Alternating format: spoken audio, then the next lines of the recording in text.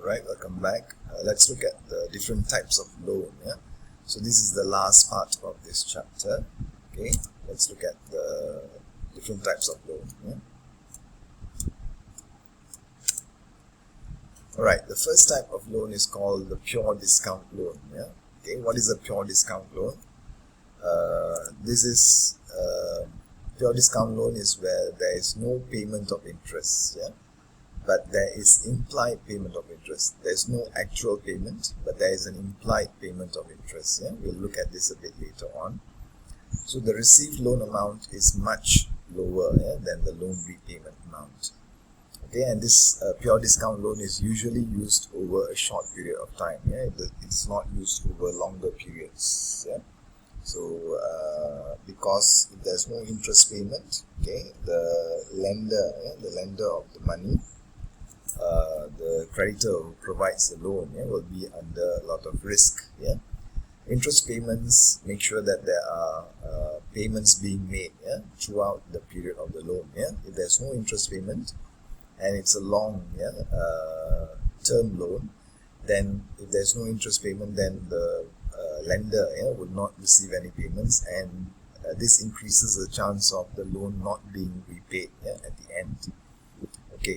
So let's look at how this example of a pure discount loan. A good example would be a treasury bill. A treasury bill is actually a good example of a pure discount loan.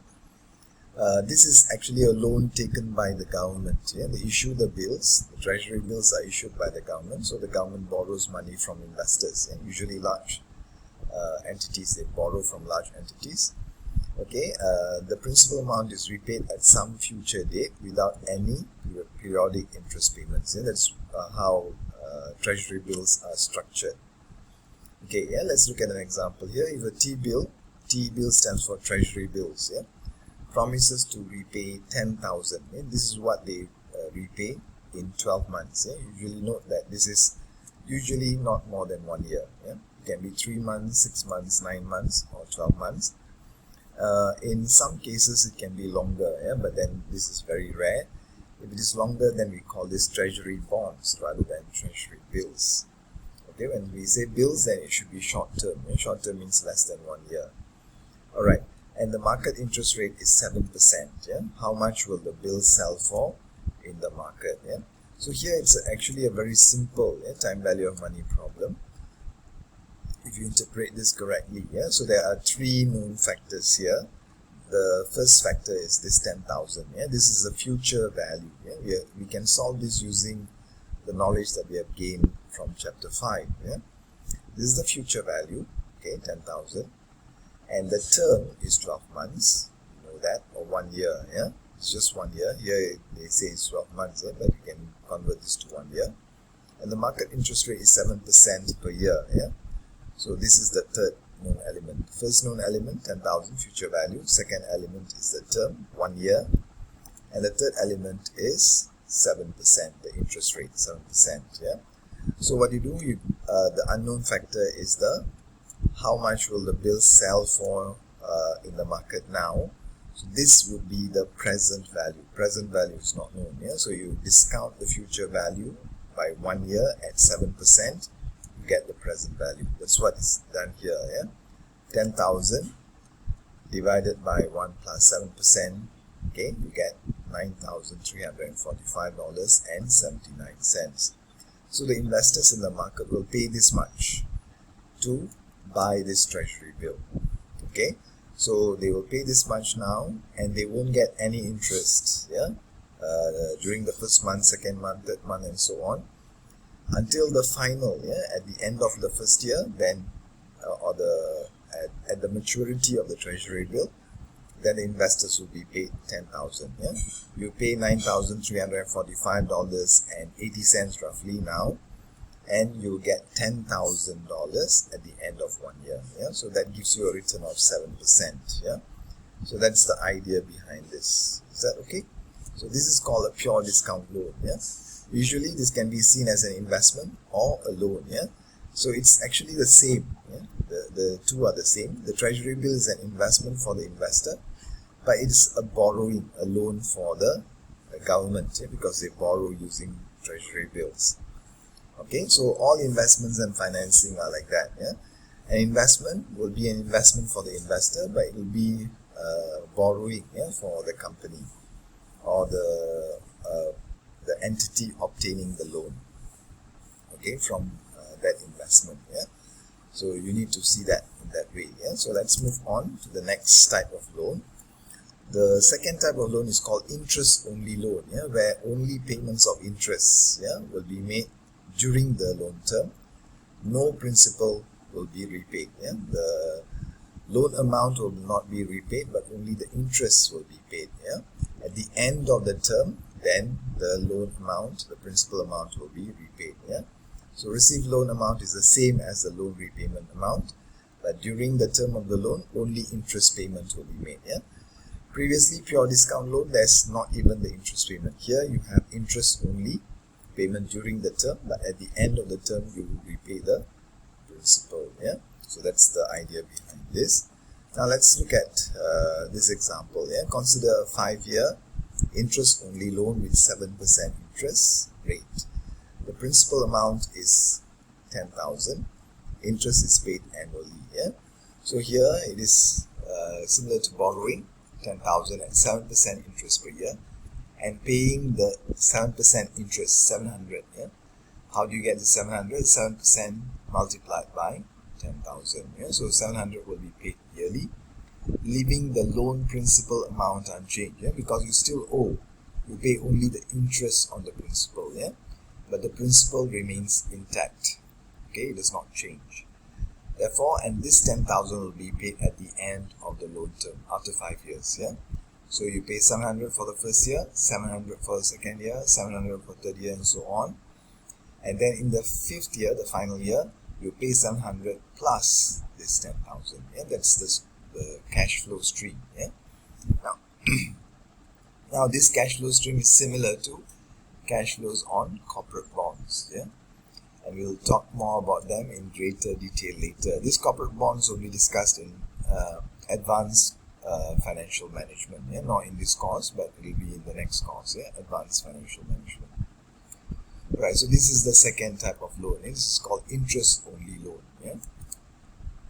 Alright. Now we want to get the present value of this loan. Okay. Know that there are two types of cash flow. One is the annuity. This is 700. This is 7% multiplied by 10,000.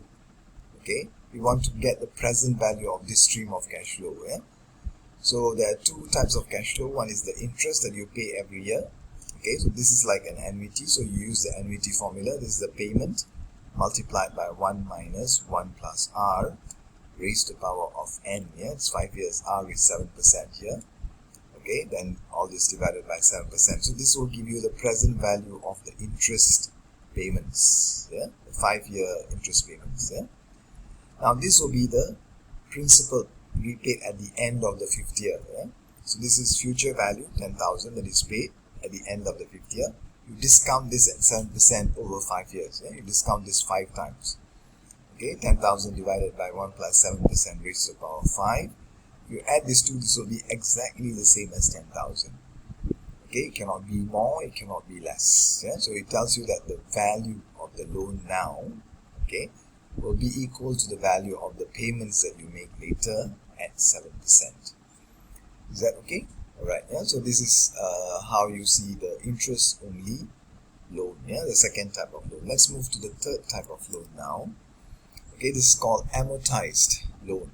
Amortized here means the principal amount is repaid during the loan term, and then this is systematically or orderly repaid. Okay, so there is fixed regular principal repayments, reducing regular interest payments during the term. This is called amortized. Amortized loan. There are two types of amortized loan. So this is the third type of loan overall, but this is the first type of amortized loan, where we call this amortized loan with fixed principal payment. Okay, so the principal payment will be fixed, not the total payment. There's a second type of amortized loan which is called fixed payment. The total payment is fixed. Okay, so let's look at the first type. Yeah. Okay, consider a $50,000 loan. Okay, for 10 years. Yeah, at 8% interest. The loan agreement requires the firm to pay $5,000 in principal each year, yeah, plus interest for that year. So this is a very typical example of an amortized loan with fixed principal payment. How do you get this 5,000? Yeah, this 5,000 is actually total loan amount divided by the number of years. Yeah, 50,000 divided by 10.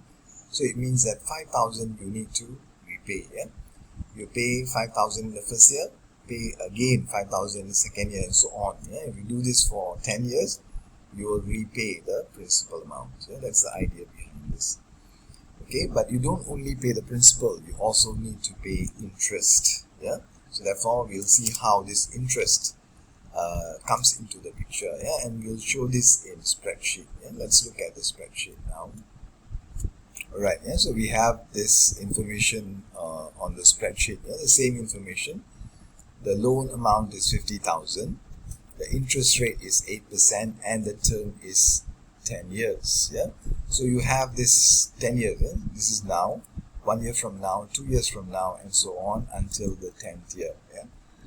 All right, and you repay the principal 5,000 per year. Yeah, that is 50,000 divided by 10. Therefore, 5,000 each year. Is that okay? This is fixed. Yeah, this is what we mean by fixed principal payment loan. Yeah, this is an amortized loan, but this is called fixed principal payment. Yeah. All right. Then you also have this interest payment. How do you compute interest? Yeah, interest is 8% multiplied by the loan balance. Yeah, 5,000. Yeah, sorry, 50,000. So it's 8% multiplied by 50,000. Yeah, so you get this amount here. All right. Yeah, so the first year it is 4,000. Yeah. All right. So because you owe 50,000. Okay, 8% of 50,000 for 1 year will be $4,000. Yeah, so 5,000 that you pay for principal plus the 4,000 that you pay for interest.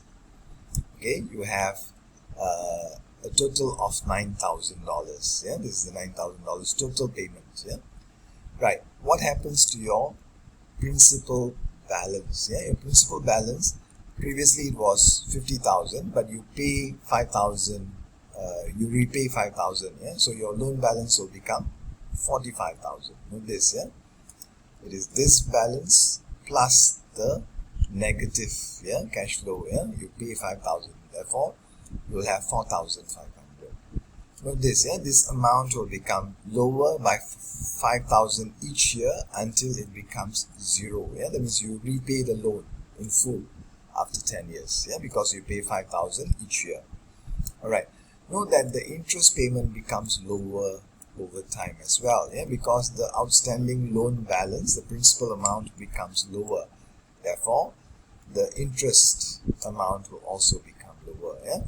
Notice how do you get 3,600? It is 8%, sorry, multiplied by 45,000. Yeah, so you get 3,600 because 45,000 was outstanding at the end of the first year, and it was outstanding throughout the second year, yeah, until the end of the second year. Therefore, you pay 8% interest on 45,000 outstanding balance. Yeah.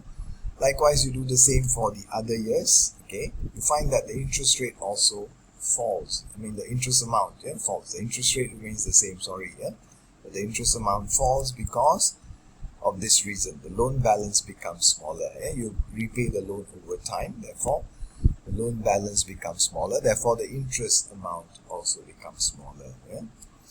Alright, so this is how the amortization is structured in this particular case. Yeah, and the other thing that you need to note, if you take these two amounts, okay, you total them. Yeah, this is the amount you pay.